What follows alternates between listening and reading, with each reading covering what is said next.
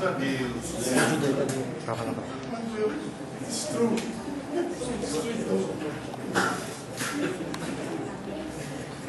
Fique tranquilo.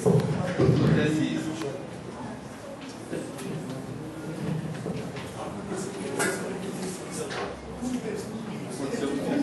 Você daqui. Se tivesse ficado dormindo, não tinha acontecido. A paz do Senhor, irmãos. Graças a Deus pelos irmãos aqui presentes. Quero cumprimentar nossos irmãos que nos assistem através da nossa internet, nossos internautas. Que Deus nos abençoe e que essa lição seja mais uma grande bênção em suas vidas. Eu aderi hoje para o... Como chama isso, né? Data Show. Data Show. A gente que é do tempo que não existia nem telefone, não, essas coisas. Não tinha maquininha. A gente não tem isso, vem a maquininha, né? Demora a aderir, né? Agora a geração atual já nasceu na era digital, para eles tudo é mais fácil. O tempo do mata-borrão. Mata-borrão, caneta, JP Malá número 12, não sei se alguém lembra dela. Piloto? Piloto. O meu neto me dá um show no computador. Eu fiz curso. E ele nunca fez. E entende mais do que eu. Mas é assim mesmo, é questão de geração. Eu tenho um pastor amigo meu, que ele é advogado, é formado em filosofia, é formado em teologia e não sabe mexer no computador. Eu passo e-mail para ele, se o filho dele não estiver lá, ele não pode ler. Aí falei para ele essa semana, que é vergonha. Ele aprende a mexer no computador. Aí meu filho fala uma coisa. Mas é assim mesmo. Mas então eu aderi. Hoje, se eu titubear um pouco, vocês tenham paciência para mim, tá bom? Amém? Os irmãos sempre têm tido e terão ainda. Então nós vamos estudar hoje a longa seca em Israel. Alguns irmãos deram definição, inclusive o comentarista, e eu gostei da definição, que seca é diferente de estiagem. Estiagem é um período que a chuva para, né? O tempo fica estiado por algum tempo. Seca é quando se prolonga essa estiagem por muito tempo, aí é uma seca. Nós estamos ouvindo falar constantemente que no Nordeste a seca está brava. Parece que já está chovendo lá, né? Parece que começou a chover, graças a Deus. Aliás, quero aproveitar esse ensejo e pedir aos irmãos internautas que me perdoem se ficaram magoados comigo, que eu fui um pouco rude, às vezes, naquela parte que tomei. Mas eu creio que os irmãos se despertaram mais para orar, né? E Deus começou a mandar chuva. Não é por acaso não, é porque o povo ora. O povo ora e Deus responde. É bem o que diz o nosso pessoal, não é? Se o meu povo que se chama pelo meu nome. Não é novena que resolve o problema, não é promessa, não é sacrifício de tolo, mas é quando o povo de Deus clama. Se o meu povo que se chama pelo meu nome, que tem o nome de Deus em suas vidas, se esse povo se humilhar e orar e buscar a minha face e se converter dos seus maus caminhos, aí vem a promessa: eu perdoarei os seus pecados e sararei a sua terra. Como é maravilhoso, como Deus se revela pronto a nos ouvir e nos atender, graças a Deus. Então, São Paulo está chovendo bastante, graças a Deus, né? O rio está chovendo até demais, está criando problema. E também tem orado em favor dos nossos irmãos lá do Rio de Janeiro, irmãos cariocas, e para que Deus os guarde, nos abençoe. Nossas autoridades já deviam ter tomado alguma providência, não é, irmão? Mas infelizmente nós não vimos. Só na hora que as casas começam a cair, que alguém se manda dinheiro e fazer alguma coisa, é só que passa esse movimento, e todos os anos as coisas se repetem. Por isso nós aspiramos pelo governo de Jesus Cristo. Ele é o justo juiz. Ele julgará o mundo com justiça e paz. Mas vamos falar então da longa seca sobre Israel. Nos dias do rei Acabe e do profeta Elias não existia previsão do tempo, né? Hoje a gente ouve, né, alguém dando previsão meteorológica, e às vezes erram também, não é? Eles falam que vai chover, não chove, eles falam que não vai chover, chove. Geralmente acerta, mas às vezes outras erram também, porque o Senhor do tempo é Deus.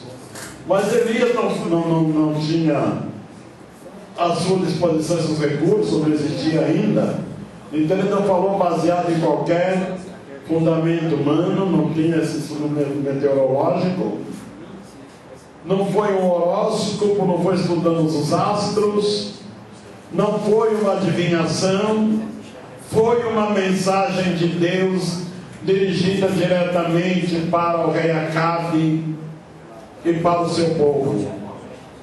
Pela sequência dos acontecimentos, nós percebemos que Acabe não deu muito crédito à primeira mensagem do profeta Elias. Mas quando Deus manda uma mensagem, irmãos, quando Deus fala, Deus cumpre aquilo que Ele fala, haja o que houver. O cumprimento das promessas de Deus não depende do crédito ou do descrédito do destinatário. Quando Deus fala, Ele cumpre. Eu falo isso que eu me lembro de alguns acontecimentos que eu acho triste e até ao mesmo tempo um pouco engraçado, né? Uma irmã estava grávida, tendo um problema na gravidez, e o profeta falou: vai nascer um varão. E a irmã voltou e não nasceu ninguém. Aí ele disse: Deus falou, mas a irmã não creu, é por isso que não aconteceu. Se não é não aconteceu porque não foi Deus que falou. Porque se Deus fala, acontece. Quando Deus fala, as coisas acontecem. Então Deus mandou, através de Elias, uma mensagem para o rei Acabe, de que nestes anos, daqui para frente, não haverá nem orvalho e nem chuva. Na preágua, o pastor Caramuru comentou que Elias não determinou o tempo, ele não sabia o tempo. Ele só sabia que por esses anos.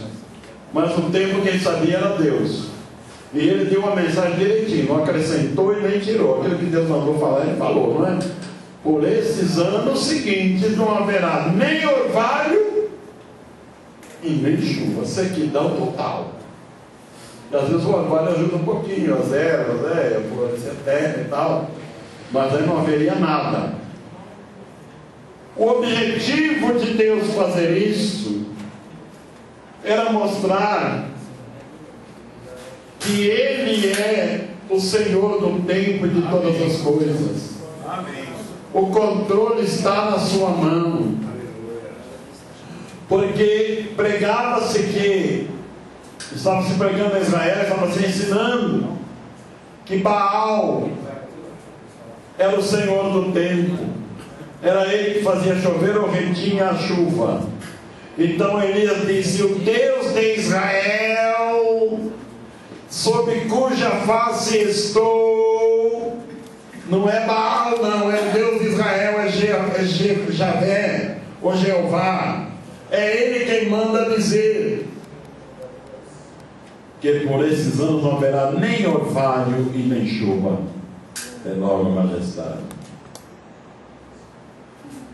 Parece que ele não acreditou. A gente faz um sacrifício aí para Baal, lá para umas criancinhas a mais, e faz aí um trabalho, e ele aqui é o dominador e vai vir chuva. Mas Deus é o dominador, não é, irmão? Sabe, o que Deus queria mostrar para o povo é que aquele Baal e aquelas crenças todas era mitologia, é mito, é invenção humana, é da cabeça do homem, é inspirado pelo diabo, porque o poder quem tem é só Deus, é Ele que controla todas as coisas. Mas o povo estava se desviando. Deus não precisa provar nada para ninguém. Deus não tem necessidade de provar nada, porque Ele é Deus. Quer eu creia, quer não, Ele continua sendo Deus. Quer toda a humanidade creia, quer não creia, Ele continua sendo o mesmo Deus.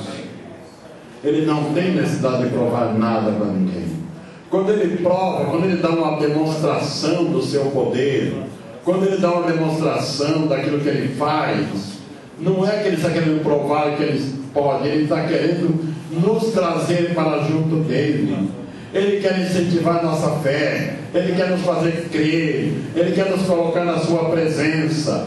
Então, irmãos, é uma prova do seu amor por nós, da sua graça imensa, e não uma preocupação de Deus em provar que Ele seja alguma coisa. Vamos ao seguinte, então, com a causa da longa seca em Israel. Essa longa seca teve uma causa específica. O rei Acabe, induzido por sua esposa, a rainha Jezabel, introduziu a Israel o culto a Baal, deus dos sidônios.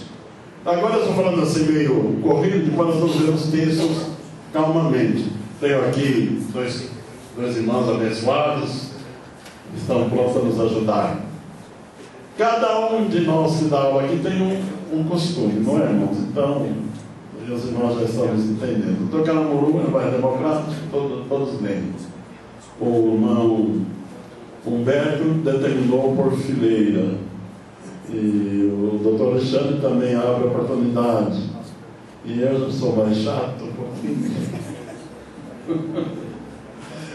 E quero ter duas pessoas aqui certinhas para me ajudar. Então, os irmãos tenham paciência conosco, que nos ajude e olhem para nós. Com essa situação, Baal tornou-se o deus oficial do reino do norte. Acabe construiu em Samaria, capital do reino do norte, um templo dedicado ao deus Baal. E um poste ídolo é a mesma coisa. Um pouco mais à frente nós explicamos. O poste ídolo era um tronco de uma árvore dedicada a Astarote, ou Azerá, é a mesma figura. Ou Azerá, ou Astarote era uma deusa, que também um pouco mais à frente vamos explicar mais detalhes a respeito. Segundo o manual bíblico do Henry H.H. Halley, não sei se alguém aqui já leu essa obra, segundo esse manual bíblico, então essa deusa era a esposa de Baal, a deusa Azerá ou Astarote. Nós vamos ver um pouco mais à frente mais detalhes sobre ela.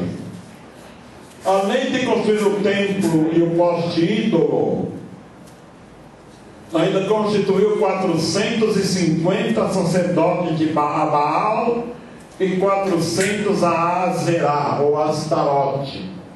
Então ele estava impondo à força uma nova filosofia religiosa, um outro Deus, com outra forma de ser completamente diferente daquilo que Israel havia aprendido desde os seus antepassados, desde Abraão, passando por Isaac, Jacó, depois o povo saindo do Egito, e todas aquelas recomendações de Deus. Eles queriam mudar tudo completamente, arrastando o povo a uma desgraça espiritual. O culto a essas divindades exigia sacrifício humano. Geralmente criancinhas eram queimadas vivas nos seus altares. Esses sacerdotes eram verdadeiros assassinos de criancinhas. Além de sacrifício humano, a celebração desses cultos consistia em verdadeiros bacanais de licenciosidade, com prostitutos e prostitutas cultuais. Essa era a base do culto. Em escavações arqueológicas feita nesta região, se encontrou dentro das paredes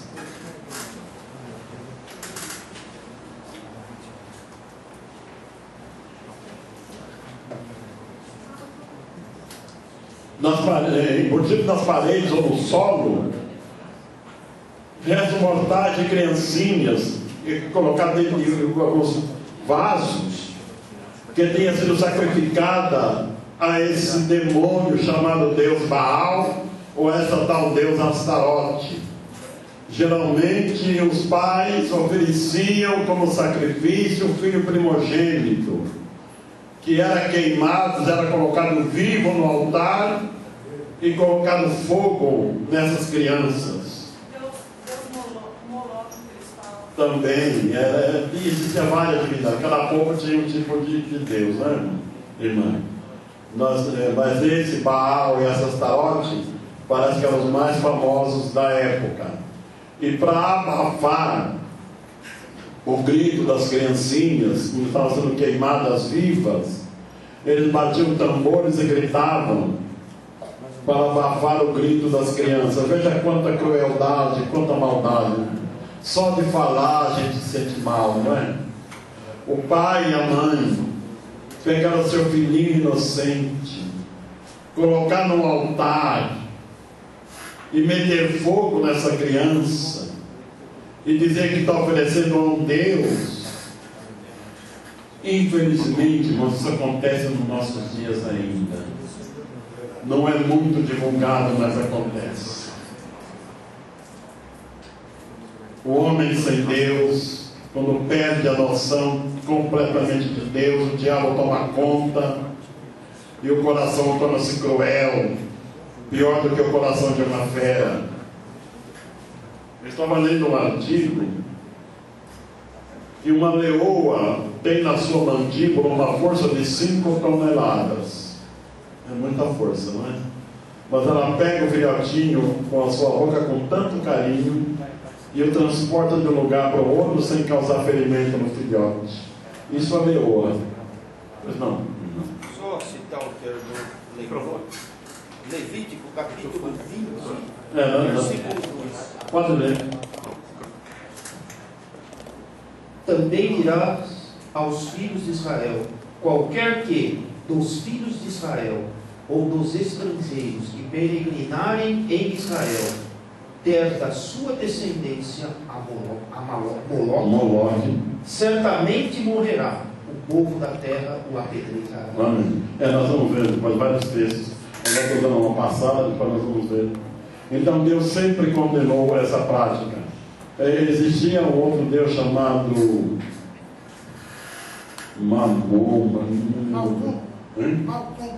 Malcom. A figura dele era cabeça de boi com corpo e braços de homem. Ele era feito de bronze e oco, e os seus braços estendidos para um tacho de azeite fervendo. Eles põem fogo dentro dele até que ficasse vermelho. E depois põe uma criancinha viva naqueles braços incandescente, virado para baixo, a criança rolava e caía dentro de um tacho de azeite fervendo. Era a oferta que fazia a esses demônios com o nome de deuses. Deus tinha todo o direito de se revoltar e mandar destruir todo esse povo. Alguém fala, Deus no Velho Testamento era um Deus sanguinário, mandava matar. Mas era o único recurso, irmão, para diminuir tanta crueldade, tanta maldade. Só lembrando mais uma coisinha. Pois não. No tempo da chamada Santa Inquisição, que mudou o nome, hoje se chama Sagrada Congregação. Não mudou muito. Mudou outras coisas, lógico. Mas no tempo da Idade Média, que existia perseguição aos chamados hereges, eles utilizaram uma forma de tortura que era exatamente um tombo de bronze, onde eles colocavam o interrogado dentro e acendiam uma chama. Isso. E outra forma de tortura, já que o pastor falou do azeite fervendo, era exatamente a da barra de ferro. O interrogado ele tinha que tirar uma barra de ferro de dentro de um balde cheio de azeite borbulhante. Eles acreditavam que se ele fosse inocente, o azeite não iria queimá-lo. Então, naturalmente, o resultado era que sempre ele era culpado. Então, eram pessoas que faziam isso em nome de Jesus. Em nome de Jesus, é verdade. Era esse tipo de religião que Acabe e Jezabel queriam implantar em Israel. Esses 850 sacerdotes eram mantidos pelo erário público. Vamos começar a ler agora. Doutora Abigail, por favor, 1 Reis 18 e 19.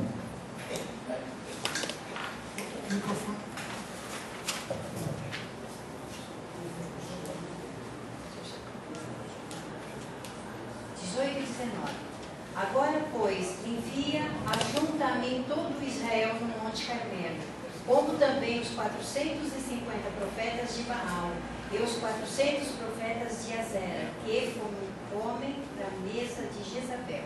Amém, amém.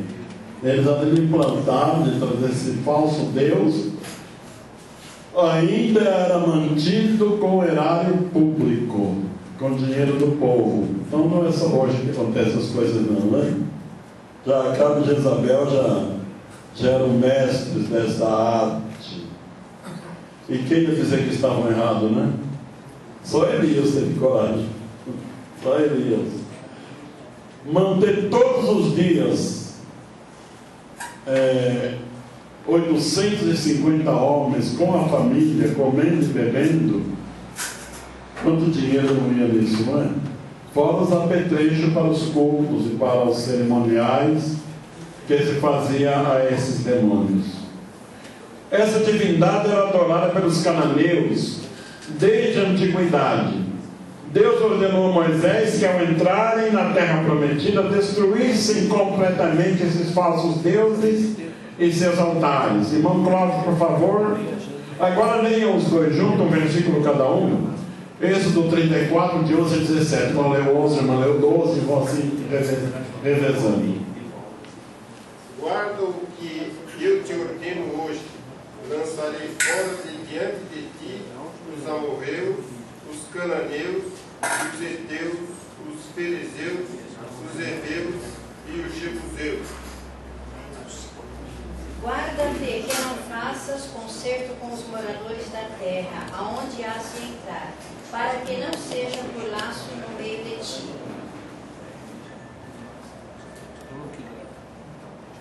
Mas os seus altares derrubareis e as suas colunas quebrareis, e os seus postes ídolos cortareis. Porque te não inclinares diante de outro Deus, pois o nome do Senhor é zeloso, Deus zeloso Ele é.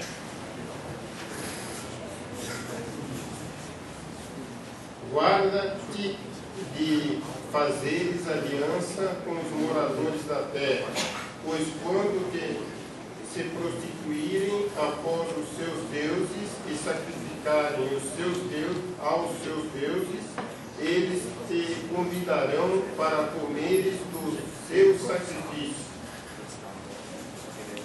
E tomes mulheres das suas filhas para os teus filhos, e suas filhas prostituindo-se após os seus deuses. Façam que também teus filhos se prostituam após os seus deuses. Não farás para ti deuses de fundição. Amém. Vejam que já nos dias de Moisés, quando Moisés conduzia o povo para a terra de Canaã, Deus já o orientou para destruir esses ídolos, os seus altares, o chamado poste ídolo, que os irmãos já sabem o que é agora o poste ídolo, não é? Então, o professor explica para o seu aluno amanhã que quando fala aí de bosque, não é aquele bosque que nós pensamos hoje, um tipo de uma mata, de uma reserva. Era o tronco de uma árvore apenas, que era chamado bosque ou poste ídolo, dedicado a uma divindade. E aquele tronco ramificando para dar a ideia de que o Deus a quem ele era dedicado fazia ele ramificar, crescer, frutificar, etc. Enquanto o culto ao verdadeiro Deus, o Criador e sustentador de todas as coisas, é baseado na santidade, na pureza, na verdadeira adoração, que gera a verdadeira alegria da comunhão com Deus. Quando se cultua ao verdadeiro Deus, irmão, Jesus disse que os verdadeiros adoradores adorarão o Pai em espírito e em verdade. Quando há um culto dirigido ao verdadeiro Deus, a alegria que se manifesta não é exterior, não é alegria da carne, não é pular, não é dar mão na mesa, não é gritar. A alegria de Deus é diferente. Hoje discute-se muito sobre as liturgias praticadas em algumas igrejas. Eu estava assistindo um programa, aquele Vejam Só, essa semana, naquele canal da RIT. Eles estavam discutindo exatamente esse assunto. Não sei se o pastor chegou, não. E um dos pastores falou: olha, nós estamos vendo aí em alguma liturgia, alguém falou, levanta a mão, grita, e levanta, falou, culto a Deus não é nada disso. Se eu estivesse lá, eu cantava com ele, parabéns, irmão, nada disso. A alegria de Deus é diferente. Às vezes os olhos estão lacrimejando e o coração explodindo de gozo e satisfação. Amém. Esse é o culto ao verdadeiro Deus. Agora que está se usando hoje em alguns lugares, cuidado para nós não imitarmos o paganismo, com dança até sensual, às vezes dizendo que está louvando a Deus. Deus não se louva desse jeito não, irmãos. Alguém se baseia no que fez Miriam depois do Mar Vermelho, que ela saiu batendo tamborim e dançando com as mulheres. Mas lembra de uma coisa, Miriam era nova convertida, viu? Não tinha experiência ainda. E ela vinha do Egito, aprendeu do Egito essas coisas, ela ainda tinha o resto do Egito lá. Mas não disse que Moisés dançou, não. Miriam dançou, mas Moisés não. Moisés também fez um cântico de louvor a Deus, mas não disse que ele dançou. Mas Davi dançou em frente à arca. Isso, parabéns, Davi dançou em frente à arca, mas aquela dança trouxe maldição para a família. Porque a mulher dele zombou dele, ele falou, você nunca vai ter filho. E ele trouxe bênção, trouxe maldição. Porque ele disse que ele dançou e se desnudou perante a serva, que a sua ficou em traje impróprio, não é? E a mulher zombou dele com razão, hein? Com razão. Você ficou bem para o rei de Israel se desnudar perante as servas. Então, eles também não tinham, como nós temos hoje, o Espírito Santo, irmãos. Era diferente a situação. Mas a única 2 vezes que encontramos isso na Bíblia, e a segunda vez não deu certo, porque em vez de trazer bênção, trouxe problema. Meu irmão Manuel quer falar. Exatamente, pastor. A dança de Davi não foi aprovada por Deus e só trouxe prejuízo. Problema, né? Então vamos dançar, não é? Nós vamos glorificar a Deus. Vamos louvar a Deus com nossas vozes. Eu me lembro uma vez que a gente falou aqui sobre dança. Eu estava visitando aqui a dona Marcha. Dona Marcha. Judia. E alguém disse, não, Davi dançou, ela sempre esteve aqui, sempre ficou quieta, ela pediu a palavra, pediu desculpa, porque ela é judia, ela não é crente. Ela disse assim, eu não admito que digam que judeu dança para Deus. Ela disse aqui, nós dançamos em festa, em coisa. Ninguém pode ir em sinagoga. Dança não, Israel nunca aprendeu a dançar para Deus. Amém. Não se dança para Deus. E ela ficou brava, ela falou, os senhores nunca mais digam que judeu dança para Deus. Deus merece respeito. A palavra de um judeu. De um judeu. Então, dois razões na Bíblia foi de Miriam e de Davi, mas eu creio que já está explicado, não é? Não precisamos imitá-los, não. O que o judeu faz muito no mundo da lamentação é ficar se mexendo, né? Então, uma perguntinha. Por favor. Como explicaria o Salmo 149, versículo 3? Bater palmas. Salmo 149, versículo 3. Por favor. Eu vou ler. Por favor, leia. Primeiro o 2 que diz: Alegra-se Israel naquele que o fez, Regozijem-se os filhos de Sião no seu rei. Louvem o seu nome com danças, cantem-lhe o seu louvor com tamborim e harpa. Porque o Senhor se agrada do seu povo, ornará os mansos com a salvação. Aí há um problema de tradução.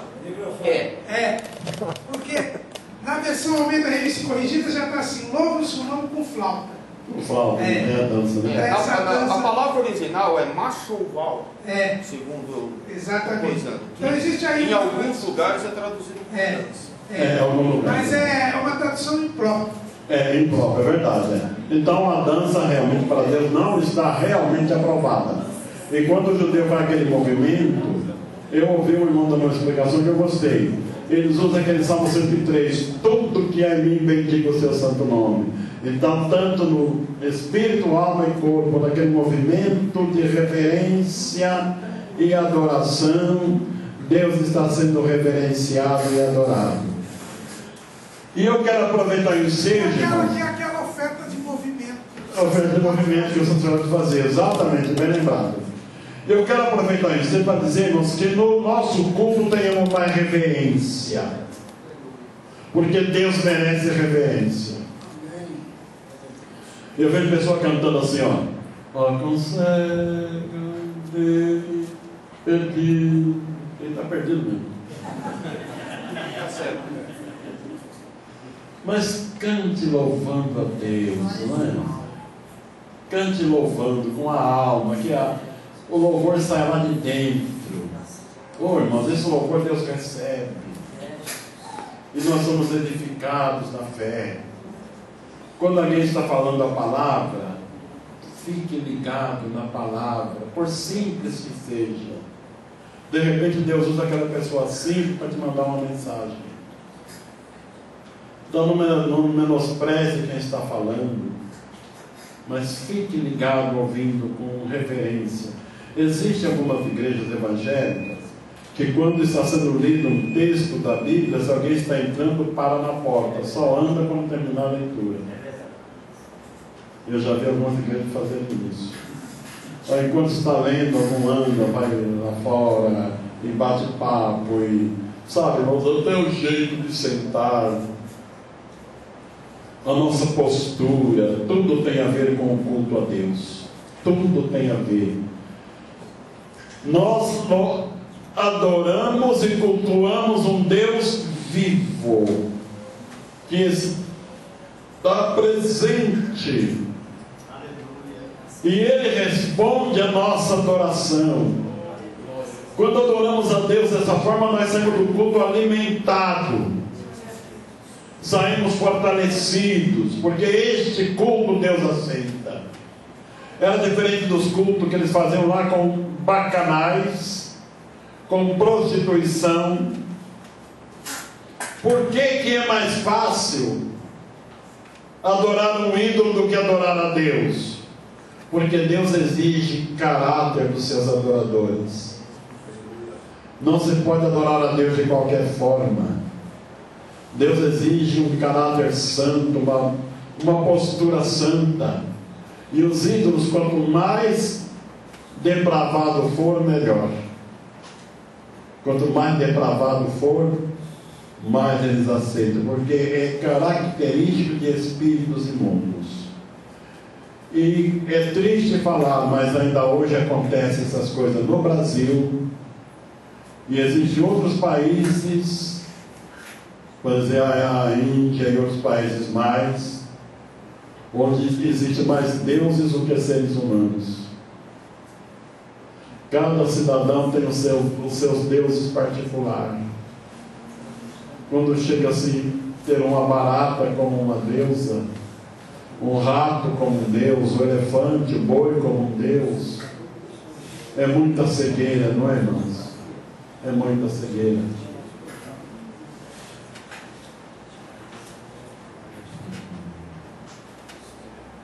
Glória a Jesus. Enquanto o culto ao verdadeiro Deus, o Criador e sustentador de todas as coisas, é baseado na santidade e pureza, na verdadeira adoração que gera a verdadeira alegria da comunhão com Deus, Israel estava seriamente ameaçado de uma total apostasia, de um desvio completo. As novas gerações iam se familiarizando com essa idolatria até se desviarem completamente do verdadeiro Deus. Criança nasce naquela cultura, naquele sistema. Pois não, irmão. Doutor Serafim, essas pessoas que adoram outros deuses, né? Tanto aquelas que no passado adoraram na época dos profetas, outros deuses, como nos nossos dias atuais, né? Vi uma matéria em um país da África, em que os empresários, ele compra a criança e ele, ali na fundação do prédio, ele sacrifica aquela criança. Foi mostrado na mídia secular, não é? Então isso não é uma fé verdadeira, é uma fé falsa. Então nem toda fé é verdadeira. A fé verdadeira é só a fé em Jesus Cristo. Essa fé não é falsa, né? Essa fé não é em Deus. Essa fé é só em Deus com D minúsculo, em deusinhos, ou em pseudos deuses, em falsos deuses. Falando mais abertamente, o apóstolo Paulo diz: são demônios. São demônios. Quem tira do coração de um homem o sentimento de uma criança inocente tem que ser possuído por espíritos imundos.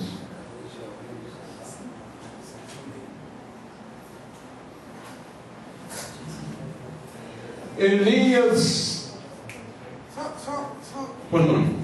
Vamos lá.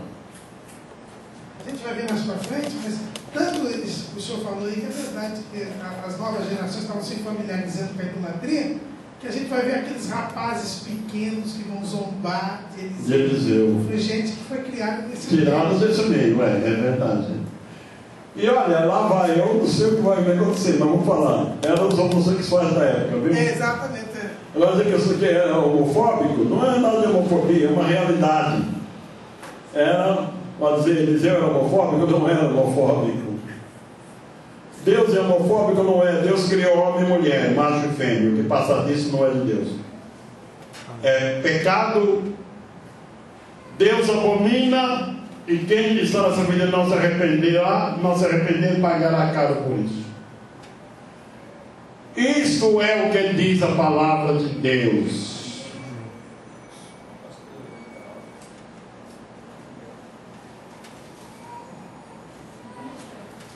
Pois bem, irmão, Deus despertou Elias. Eu estava refletindo no caso. Elias era um homem simples, não era um homem de projeção social. Ele vivia na pacata Tisbi. Podia falar: bom, eu vou ser crente aqui, né? Quem quiser adorar Baal, adora. Eu vou adorar o meu Deus, e cada um que responda por si.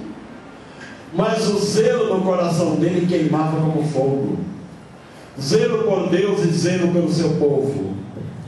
E ele saiu da zona de conforto. Certamente ele tinha lá amigos, parentes. E ele morreria no anonimato. Dizia que também ficaria no eterno anonimato. Mas por causa da disposição daquele homem, Tisbi está nas páginas da Bíblia hoje, não é? Porque o homem aceitou sair da zona de conforto e correr o risco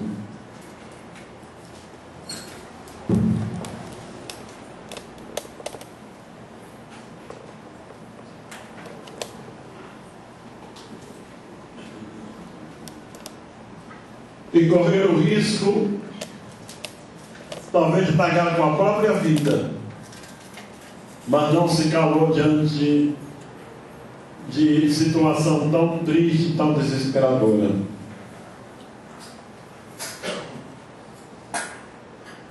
Para enfrentar uma mulher cruel como era Jezabel, somente pela graça de Deus. Irmão, pode passar à frente, por favor. O grande segredo é que não era simplesmente o homem Elias. Ele era apenas um instrumento na mão de Deus. Que Elias era um homem destemido e corajoso, por suas atitudes, nós podemos perceber.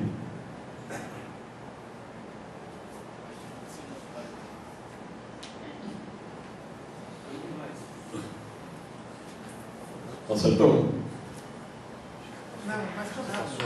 Ah, tá voltando. Isso aí, tá bom.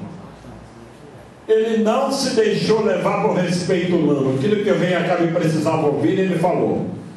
Irmã doutora Abigail, por favor, 1 Reis 18 e 18.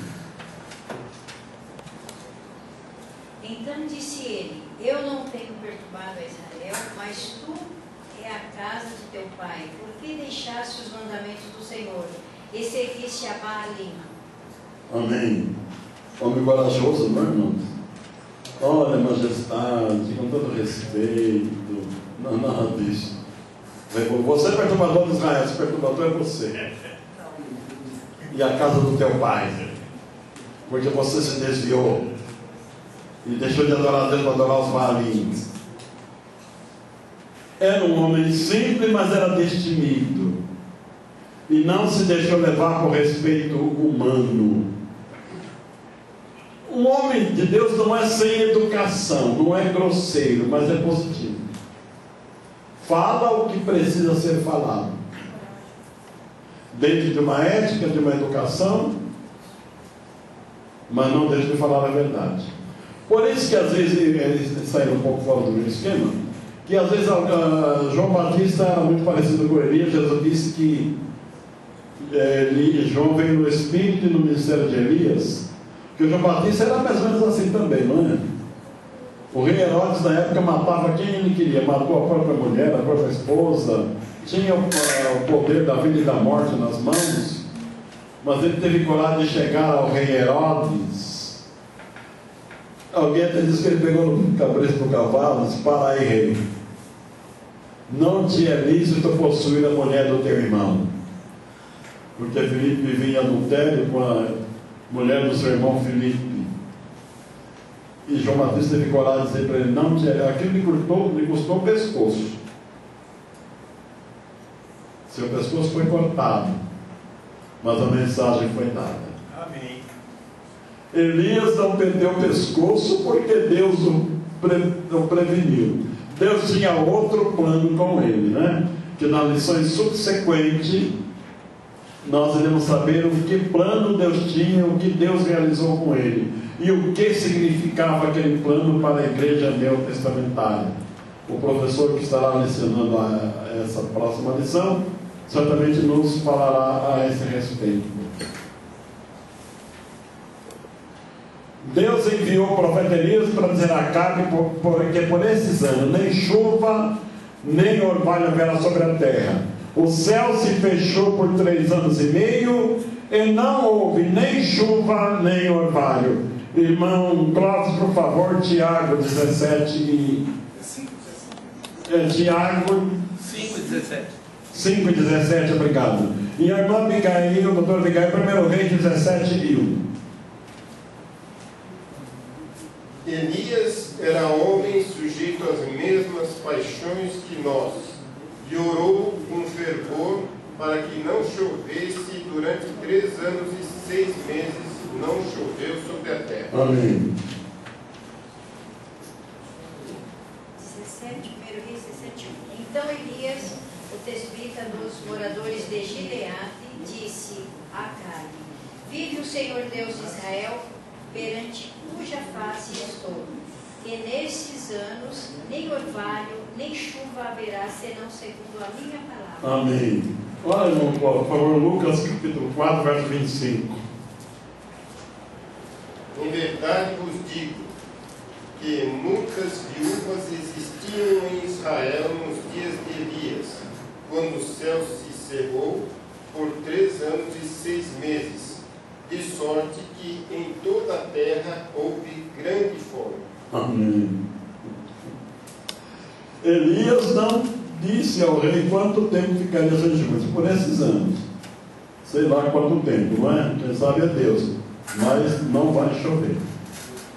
E nem ter orvalho. A terra vai entrar em profunda sequidão. Aí Jesus, lembrando do caso, comentando, fala que foi 3 anos e 6 meses. E São Tiago, na sua epístola, também disse que a seca, a longa seca, foi de 3 anos e meio. Eu gostei de uma alusão que fez o irmão Caramuru na pré-aula. Ele tocou num assunto assim bastante profundo e interessante, que nós não temos nem tempo de comentário, né?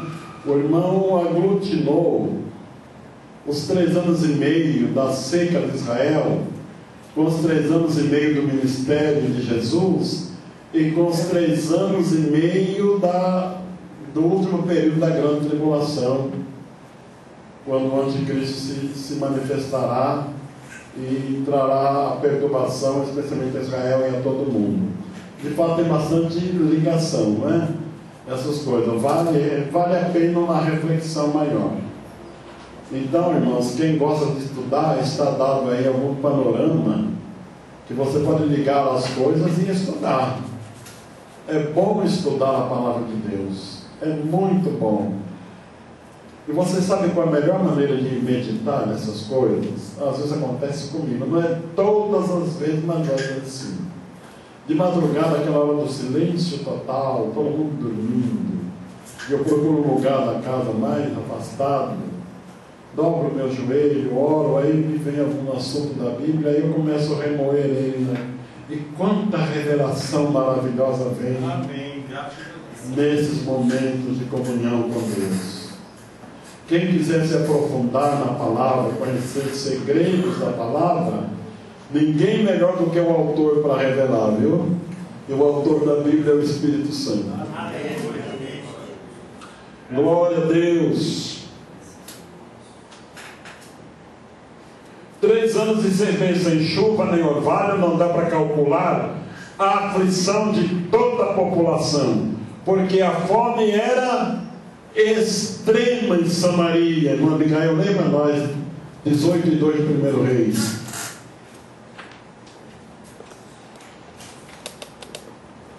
E foi Elias mostrar-se a Acabe, e a fome era extrema em Samaria. A fome, obrigado. A fome era extrema. A palavra extrema era o máximo de fome que pode existir. É um desespero, é uma angústia.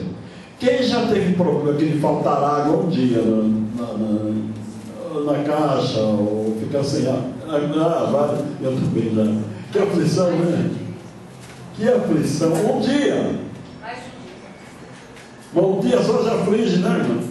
A gente abre a torneira, a gente faz 5 da torneira, quando abre. Ai, como é triste. Um pouquinho para ilustrar, na cidade de Microfone. É meio para ilustração o quanto a sede pode afetar uma pessoa. Quem conhece a cidade de São José do Rio Preto? Uma cidade de formação muito católica, e no cemitério principal de lá tem um túmulo, que é um túmulo muito reverenciado e idolatrado, cheio de copo d'água. Quem for lá um dia vai ver um túmulo assim, forrado de copos cheios d'água. Não sei se a municipalidade fez alguma coisa contra isso, por causa da dengue, mas... E aí eu fiquei sabendo a história. Eles viraram santo naquela região, porque o avião deles caiu em determinado lugar, e eles ficaram perdidos e ficaram sem água. Como não tinham água para tomar, no desespero, depois de alguns dias, eles acabaram tomando gasolina. Então morreram. Então acabaram, hoje eles são idolatrados na cidade. Como santos, mártires, né? E o túmulo dele, todo mundo vai lá oferecer um copinho d'água. Não falta água não, pode É um pouco tarde, né? Mas a água está lá. É isso mesmo. Então, calcule, quando nós ficamos um dia sem água em nossa casa, a gente vai tomar um banho, está transpirando, né? Cai um banho, abre o chuveiro, não sai água. Que desespero, não é? E quando ficou 3 anos e meio sem água, sem chover, água racionada, tem rios, ainda tem água de rios, mas a água fica super racionada, e é uma dificuldade enorme. Então calcule a aflição que aquele povo passou. Quantos sacrifícios a Baal foram oferecidos, quantas orações, quanta criancinha pagou com a própria vida, mas nada resolveu. Finalmente o grande desafio de Elias. Irmãos, pensando bem, que homem corajoso, não é? Sozinho, ele não podia olhar para a direita e para a esquerda, não tinha ninguém para dizer, vai, Elias, o Senhor está contigo. Porque quando está em dois, a Bíblia diz que é melhor dois do que um sozinho, porque um cai e o outro levanta, né? Mas Elias estava sozinho mesmo. Aí a gente falava, Elias, você está louco, rapaz. Olha, o que você vai fazer, a coisa é séria. Mas Deus lhe mandou, ele tinha confiança. E fez aquele grande desafio. 450 profetas de Baal e 400 de Azerá, 850 homens contra ele. E o povo como meros espectadores. Pode pedir a Baal, pode clamar a ele. E começaram, né? Ô Baal, queima o holocausto. Você não é o dono dos trovões e dos raios? Manda um raio aí, queima esse holocausto. Ô Baal! E eles falaram, reclama mais alto, ele deve estar dormindo. Deus que dorme é triste, né? Você não queima as crianças? Ele deve estar dormindo, reclama mais alto.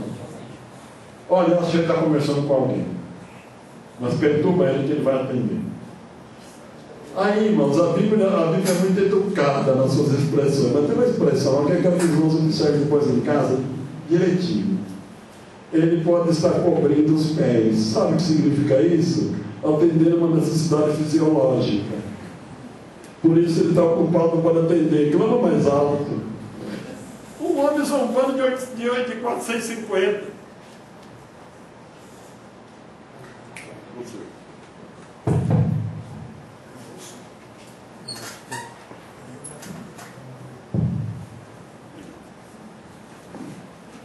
Clamem mais alto.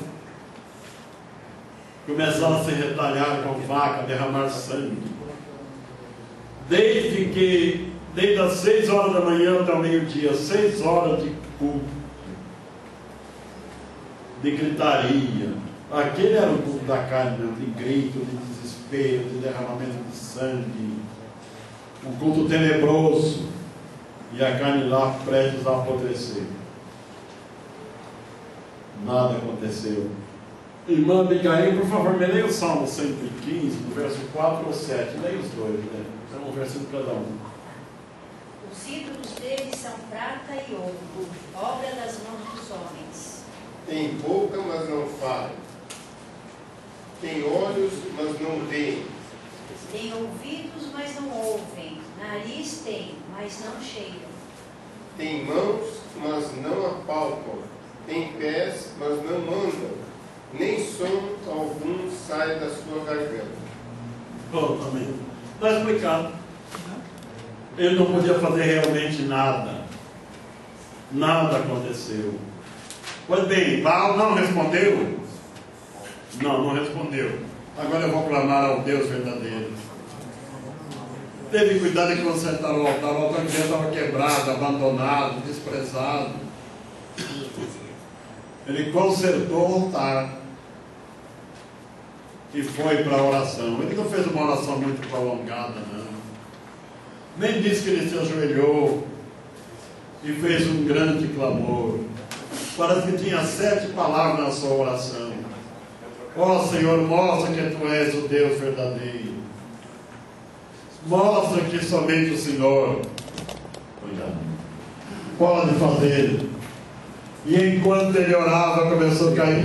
E ele teve cuidado de derramar 12 baldes de água, para não dizer que tinha fogo por baixo. E ele falou, não, ele pôs um pouquinho por baixo lá e aí o fogo pegou. Para que ninguém dissesse isso, ele jogou 12 baldes de água, que a água encheu os reinos em redor do altar. Para não ter desculpa lá. Aí aquela oração de Elias, que era um homem sujeito às mesmas paixões que nós. Lembra disso, amado? Elias não era um super-homem. Era um homem igual a você e eu, com as mesmas fraquezas que nós. A diferença é que ele era zeloso por Deus e aquela sua oração. Irmãos, calcula que coisa gloriosa quando começou a cair fogo. E começou a queimar a carne no altar, aquele cheiro de carne assada. A água desapareceu, o fogo lambeu a água. Agora o povo caiu com o rosto em terra, dizendo: só o Senhor é Deus. Glória a Deus. Glória a Jesus. Como precisamos de homens assim como hoje. Oh Deus. Como professor, incentiva teu aluno a buscar, a se consagrar. Quem sabe Deus vai levantar neste Brasil muitos homens e mulheres cheios do Espírito Santo, para mostrar que só o Senhor é Deus. Que Deus não é Deus só de filosofia, que Deus não é Deus só de barulho. Deus é Deus que age, que opera e que atua maravilhosamente.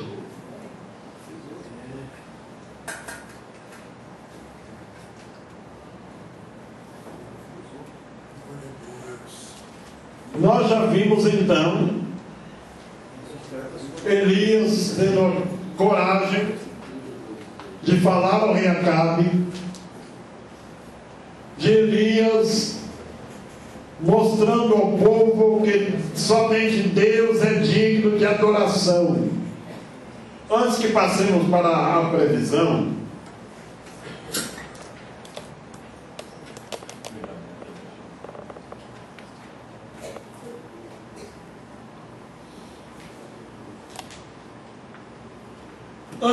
para essa terceira parte, lembremos o seguinte, irmãos: Deus fez tudo isso por amor, para que o povo não se desviasse completamente. Deus não tem prazer de punir o pecador.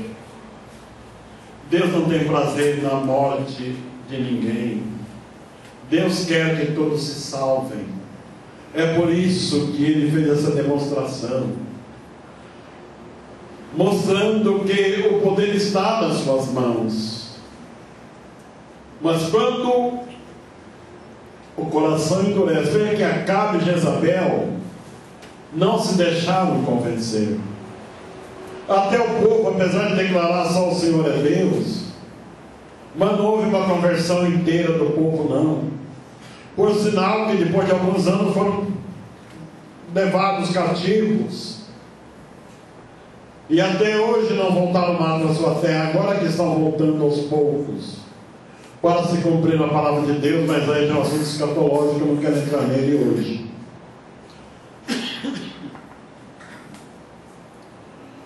Mas Deus não tem prazer que ninguém se perca. Deus faz essas coisas para que as pessoas tenham temor. Mas quando o coração endurece, irmãos, contra Deus, quanto mais forte a luz, mais cego fica o pecador. Se pusermos uma luz muito forte nos nossos olhos, em vez dela clarear, escurece mais, não é? Tenta olhar para o sol assim, ver se quando baixar a vista não tem mais visão nenhuma. Vocês lembram do milagre que está escrito no capítulo 11 de São do Evangelho de João, quando Jesus ressuscitou Lázaro?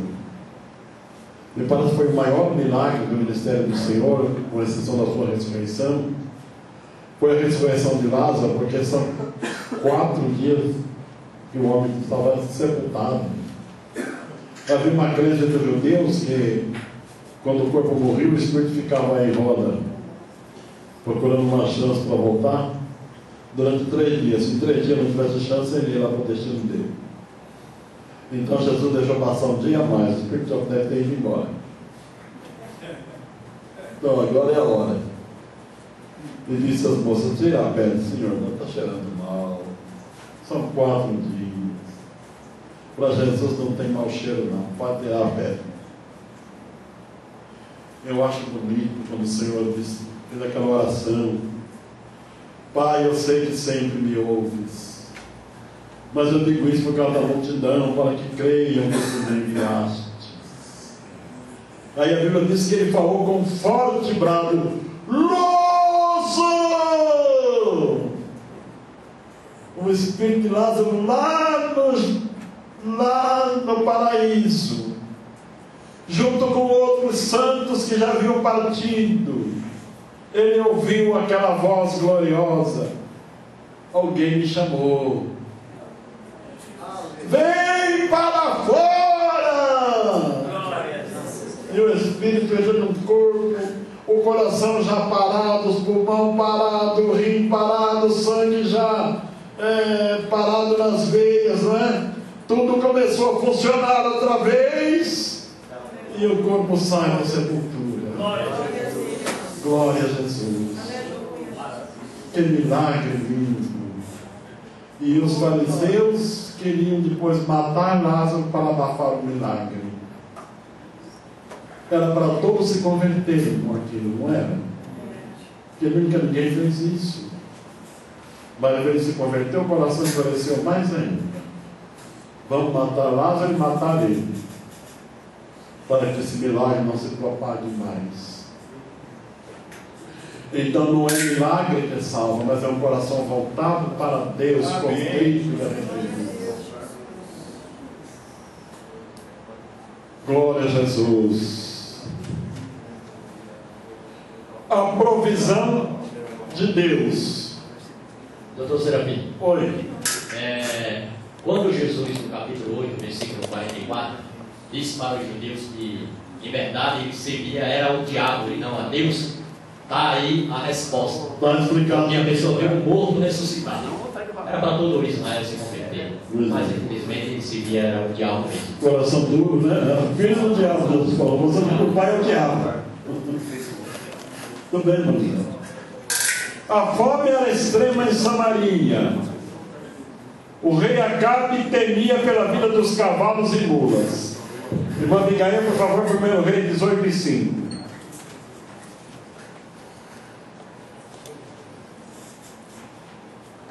E dissera Acabe a Obadias: vai pela terra a todas as fontes de água e a todos os rios, pode ser que achemos erva, para que em vida conservemos os cavalos e mulas, e não estejamos privados dos animais. Pois não, irmão? Só para comentar que depois que Jesus morreu, os crentes também saíram dos túmulos, os judeus também não aceitaram, né? É verdade. A crucificação. É isso mesmo, muito bem. Muito bem, irmãos. A preocupação do Acabe, vê que caminho insensível era ele, não é? Podia falar: olha, vamos procurar alimento, porque tem muita criança passando fome, os idosos, os doentes. Não era essa a preocupação. A preocupação era com cavalo e mula. Ainda bem que era só naquele tempo, né? Ainda bem que era só, hoje não. Hoje, eu só quero Hoje, em vez de cavalo e mula, ele dá, avião. São cavalos mais velozes. Mais velozes, né? Hoje é o cavalo e mula. Hoje é o BMW, o avião e assim por diante. Que morra todo o povo. Mas, irmão, vê que o homem sem Deus, a característica dele é sempre a mesma, não é? Mas eu costumo dizer o seguinte: o tempo muda, os costumes mudam, a cultura muda, a linguagem muda, a forma de escrever muda. Só quem permanece o mesmo é Deus. Deus é imutável. E a natureza pecaminosa do homem sem Deus também é sempre a mesma. Não mudou em nada. Que se dane os pobres. Eu não quero perder meus cavalos e minhas mulas. É mais ou menos o que se vê hoje, sim. Comentamos logo no princípio do problema que todos os anos acontece no Rio de Janeiro. Será que as nossas autoridades não tinham condição de dar um jeito naquilo? Será que a engenharia moderna não encontraria uma solução? Ou essa solução não é conveniente porque seca uma fonte de rendimento? A Copa do Mundo vem aí, né? quer ver fazer gol. Quem quiser morrer de fome que morra, tem que fazer muito gol.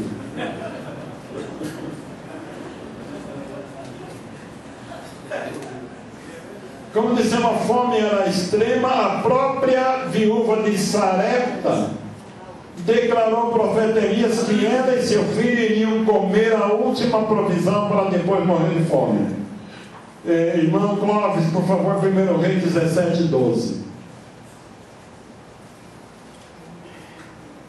Respondeu ela: tão certo como vive o Senhor teu Deus, não tenho nenhum bolo, senão somente um punhado de farinha numa panela e um pouco de azeite numa botija. E vês aqui, apanhei 2 cavacos e vou prepará-lo para mim e para o meu filho, a fim de que o comamos e morramos. O comamos e depois morramos. Era o último recurso de alimentação que ela tinha. Irmãos, que situação desesperadora, não é? Nós vamos falar um pouquinho mais dessa viúva um pouco mais para frente, se bem que não é a aula de hoje, mas vamos dar uma leve pincelada para não atrapalhar o professor que irá depois falar sobre ela. Deus mandou o profeta para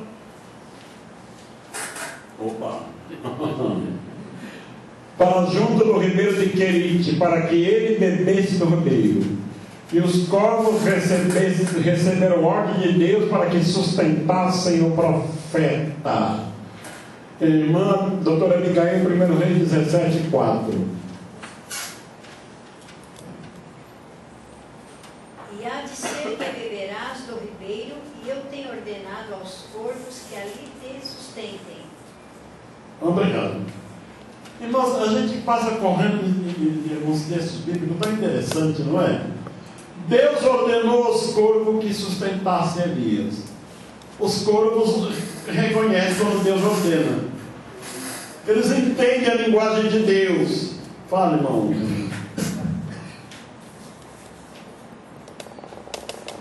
Pastor, na minha classe de pastores, lá em Suzano, o professor, não vamos revelar aqui o nome, ele falou que os corvos, eles iam nos animais mortos, carne, e levava, tirava do melhor e levava para ali e soltava lá.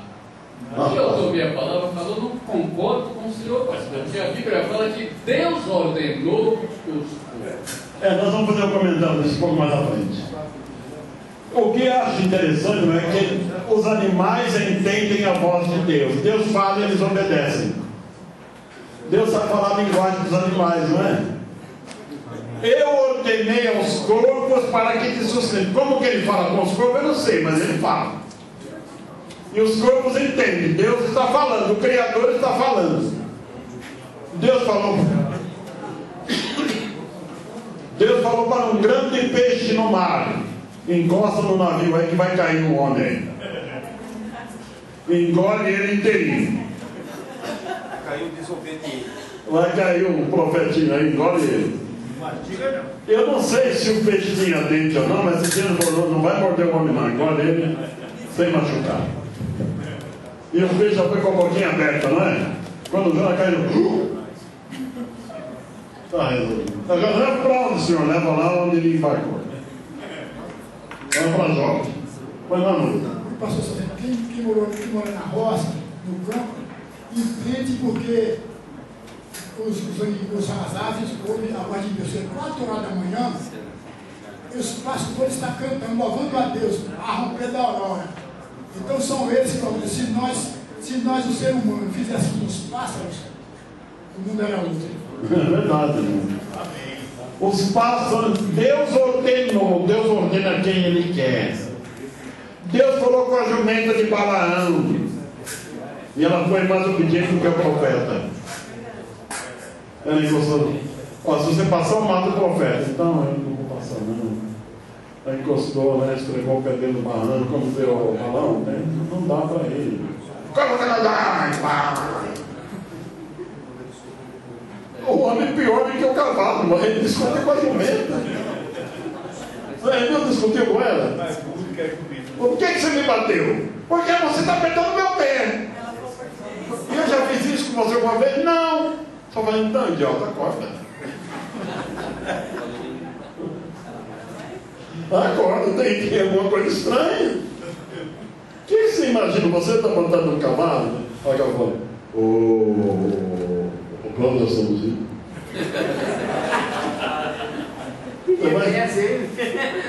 Você vai explicar? Eu chocolaria dele. Estava bem demoniado. Cavalo demoniado.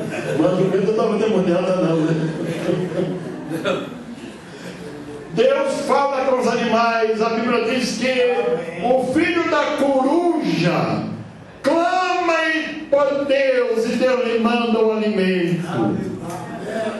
O filho do leãozinho na cova clama e de Deus busca o seu sustento. Que coisa linda. Deus não fala só com os animais, Deus fala com as estrelas. Existem mais de bilhões e bilhões de estrelas só no nosso sistema solar, fora os outros sóis que existem neste imenso universo. Deus conhece elas por nome. E Deus fala e elas obedecem. Irmão, não é coisa espantosa?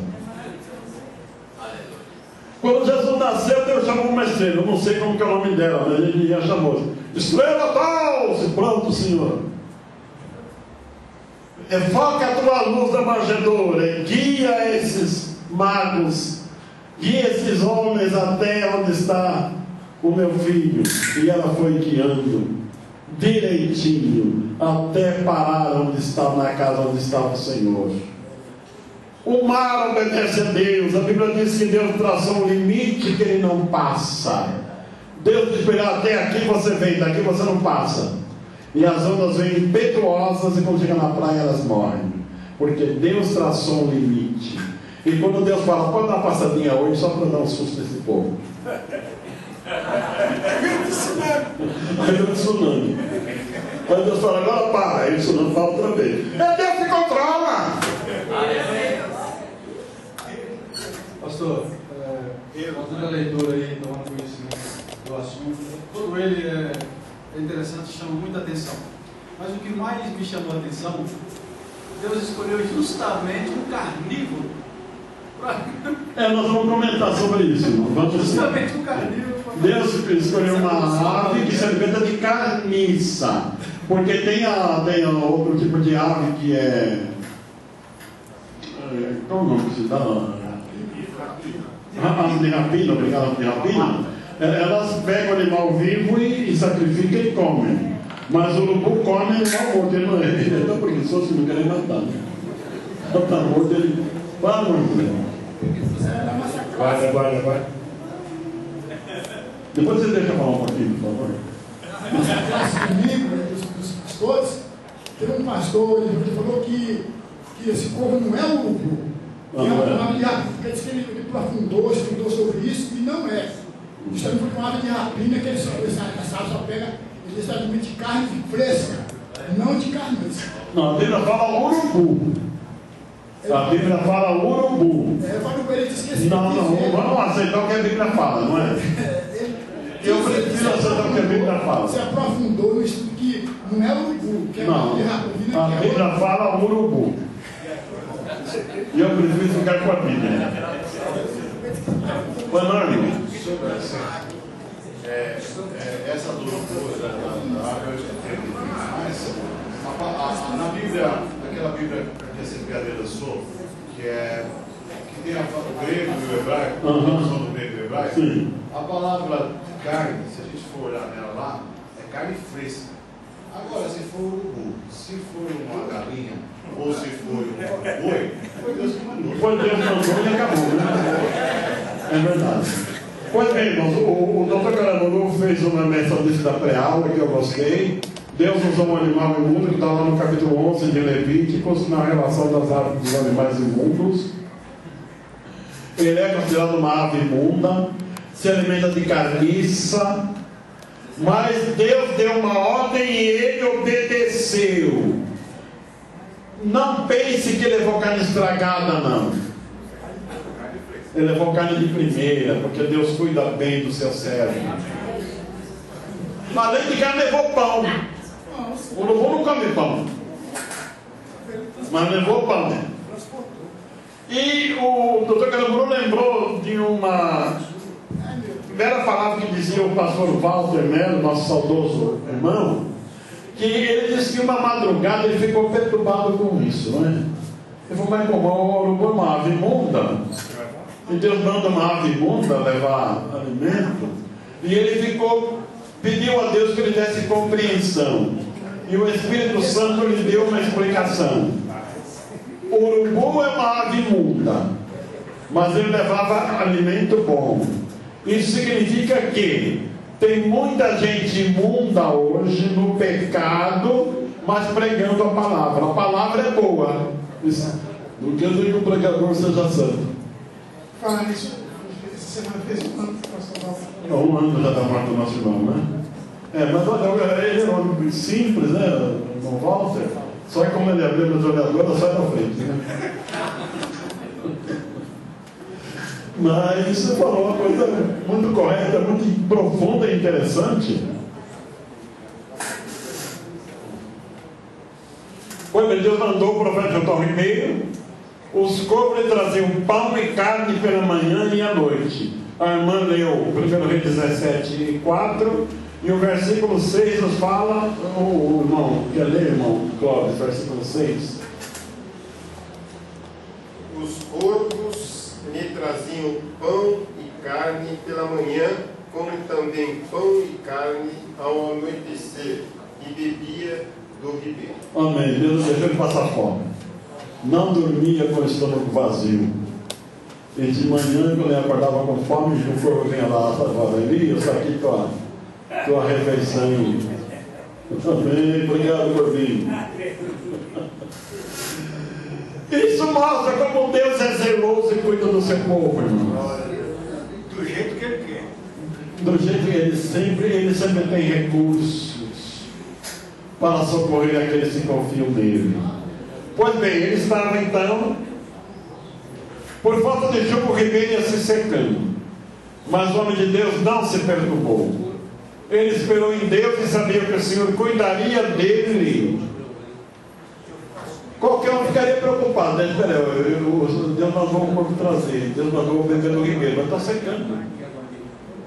E quando secar? Ele sabia que estava na mão de Deus. Confia em Deus de todo o coração. E não se preocupe, porque Deus sabe das coisas primeiro do que eu. E Ele providencia antes que eu pense. Ele prepara um socorro antes que eu pense. Amém. Ele já preparou. Então Deus já tinha tudo preparado. Elias não sabia, mas não precisava saber, só confiar. Irmãos, essa lição, o professor vai dar aula amanhã. Diga para o teu aluno que não fica apenas na teoria dessa lição.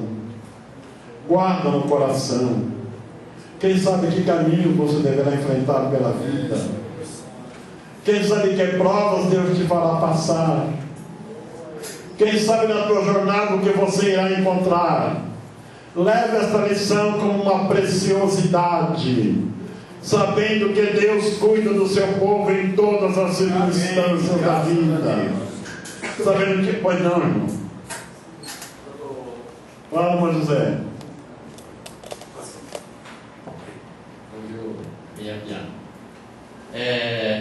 Diz que quando Elias ele estava de caminho para se esconder numa caverna, veio um anjo e alimentou ele com pão. Então, esse pão veio do céu. Tem outra passagem, no caso, o Elias disse que foi alimentado com um pouco lá no Querite. Não seria esse pão Deus dado aos povos para ele trazer, que alguém disse que ele foi dado ao palácio de Acabe e pegou. Então, se o anjo, porque eu digo a partir de uma revelação que o pastor Sadigo ele conta, que quando ele estava orando aqui em São Paulo, no interior, e ele foi na Colômbia Em espírito, eu sei disso. Então, ele retornou e estava com o pão e o café na boca. Então Deus. Sentiu o gosto, né? Deus. Irmão José, onde o corpo foi buscar pão, eu não deve nos preocupar. Você tirou pão da mesa do Heródoto, da mesa do Acácio. Você mandou um anjo levar pão para ele. Você foi numa padaria vizinha. Não tem isso. Daí é o secundário. O importante é que ele levou pão. Ele não falou, meu corvinho, hoje você pegou esse pão? O corvinho dele fica quieto, come o pão. Como o teu pão, ele não pergunta. Eu acho até que para ver se está caro não foi. Não deve ter sido, não. Porque tudo aquilo aqui que estava na cama era sacrificado. Então já está descartado, lá na cama ele não foi. Ele estava na miséria. Não, mas o Acabe tinha. O Acabe tinha. O Acabe tinha. Olha, irmão, quando todo o país morre de fome, o chefe tem comida. Tem, o chefe tem. Não esquenta, né? Chefe sempre tem. Mas o corpo não foi buscar lá, não. Fica com teu pão aí, cara. Deus tem mais pão para dar e de melhor qualidade. Glória a Jesus. Pois bem, irmãos, então ele não estava preocupado que o ribeiro secava, porque ele sabia que Deus cuidaria dele. Secando o ribeiro, viria a direção de Deus. Agora, uma coisa impressionante. Eu fiquei impressionado ao refletir, creio que os irmãos também. Levanta-te, vai a Sarepta. Israel não, vai a Sarepta, sai de Israel, que é de Sidom, lá dos Sidônios. Me parece que até a terra da Jezabel, né? Com certeza. É a terra da Jezabel. Vai na terra da Jezabel, vai lá. Diz o senhor, mas não fica tranquilo, não, fica tranquilo. Vai lá para. E habita ali, mora lá. Porque eu ordenei uma mulher viúva que te sustente. O que Elias, como homem, pensaria? Uma ricaça. Deve ter uma fazenda. Opa, agora acabou meu sofrimento. Maravilha. Uma ricaça. E quando ele viu aquela mulher morando numa casinha pobre, procurando os gravetos, Deus falou, essa daí. Essa daí não. Essa. Fala com ela. Vou voltar ela para o corpo. Essa daí. Entrando um pouquinho na aula, mas eu ia trabalhar com o professor. Deus queria abençoar aquela viúva. Ela ia comer o último recurso dela para depois morrer de fome. Foi o que ela falou. Que ela disse, meu filhinho, a mamãe não tem outra coisa para fazer. Vamos comer esse bolo e esperar o que vai acontecer. Já sentindo a tristeza da fome, morrer de fome é horrível. De repente chega aquele homem. Na nossa linguagem de hoje, boa tarde, senhora. Boa tarde. Só me dá um pouco d'água? Água? Não tem um pouco d'água. Ainda tinha. Quando ele ia buscar, não, em vez d'água, me traga um bolo. Não tem. Olha, eu estou casando os gravetos para fazer o último bolo para mim, para meu filho, um bolinho, para depois morrer. Traz primeiro para mim. Deus exige fé. Sem fé é impossível agradar a Deus. Amém, amém. Não é? Depois, pai, eu vou ver para mim, se sobrar você come. Não, senhor, Deus não é o resto. Para Deus é o primeiro. Para Deus é a primícia e não o resto. Traz primeiro para mim. E se você trouxer primeiro para mim, não vai faltar farinha na panela, nem azeite na botija, até que Deus mande chuva. E ela creu na palavra do homem de Deus. E ela fez como ele mandou. E a Bíblia disse que nunca faltou farinha na panela, nem azeite. Parece que a panela brotava farinha e na boteja brotava azeite. Oh, irmãos, Deus é rico. Deus é Deus. Deus é o dono da natureza. Deus tem tudo nas suas mãos. Deus maravilhoso. Olha, acabou. Passa a última parte. É porque eu acabo. Já foi? Não, já tem aí. Não, tem um ali. Tem alguns textos que eu gostaria de ler, mas vamos ler rapidamente esses textos ainda, que são interessantes. Irmãos, quando Deus mandou aquela prova para o povo, que queria que eles voltassem para Deus. Professor, diga para o teu aluno, quando estiver passando uma provação, não se revolte contra Deus, como ensinam alguns líderes hoje, viu? Se revolte contra Deus, coloque Deus na parede, não faça isso não. Irmã doutora Abigail, Jeremias 33:3.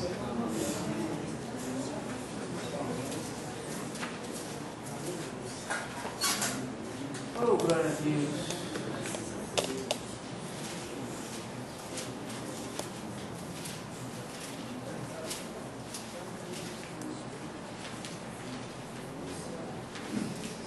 Clama a mim e responder-te-ei, e anunciar-te-ei coisas grandes e ocultas que não sabes. Amém. Na hora da aflição, não se revolte.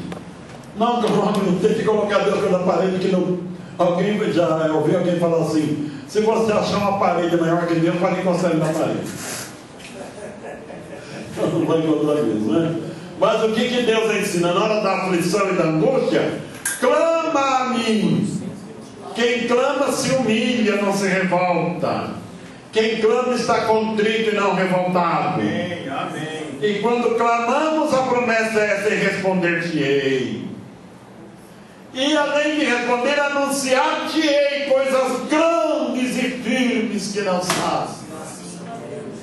Então, na hora da provação, não fique revoltado, mas clame a Deus. Ele tem coisa nova para te revelar. Glória a Deus. Para terminar, irmão Clóvis, me leia Apocalipse 3:19 e depois juntos a Hebreus 12, do 3 ao 11. Leia um versículo cada um. Eu repreendo e castigo a todos quanto amo. Portanto, sê zeloso e arrepende. Eu repreendo e castigo quem amo. Agora Hebreus, capítulo 12, versos 3 a 11.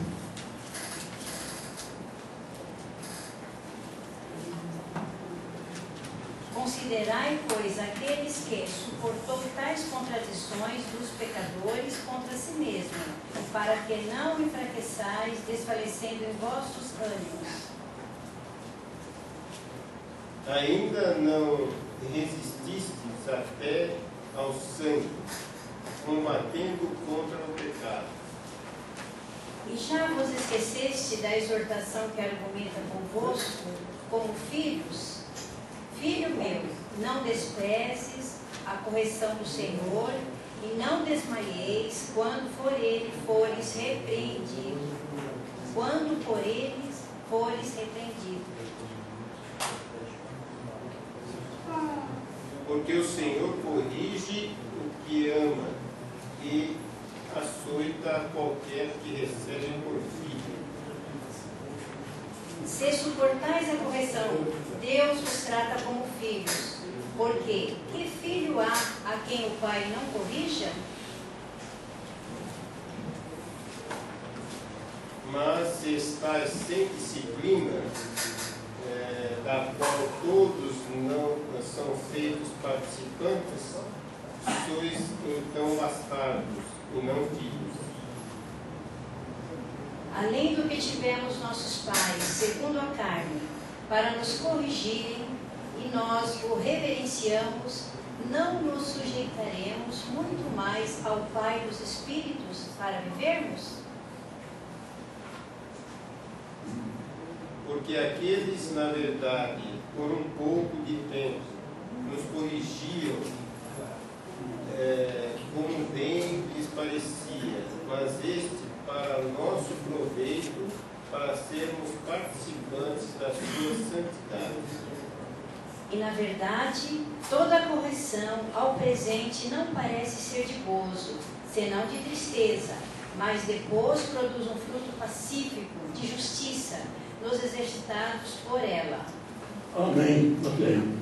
Deus abençoe. Quero agradecer a doutora Abigail e o irmão Clóvis pela ajuda que me deram, poupar minha garganta. Deus abençoe os irmãos. Agradecer aos irmãos pela paciência de me ouvirem. Agradecer aos nossos internautas, que Deus lhes abençoe. E eu quero terminar o nosso trabalho com todos nós fazendo uma aclamação.